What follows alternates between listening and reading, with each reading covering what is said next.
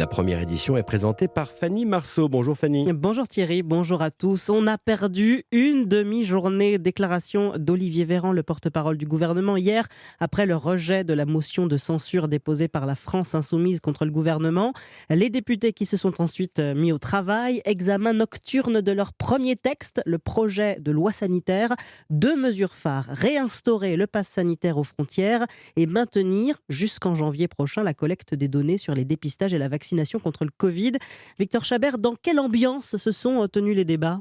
Eh bien, c'était un hémicycle très agité hier soir pour examiner ce premier texte sur la gestion de la crise sanitaire. Ça fait 2 ans que le gouvernement gère très très bien cette crise. Maintenant, très très bien.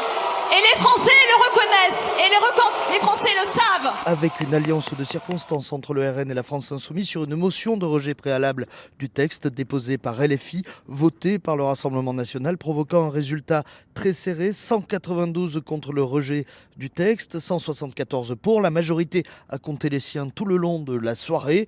L'ambiance de cette séance nocturne était à l'image de celle de l'après-midi où était examinée la motion de censure déposée par la NUPES à l'encontre du gouvernement.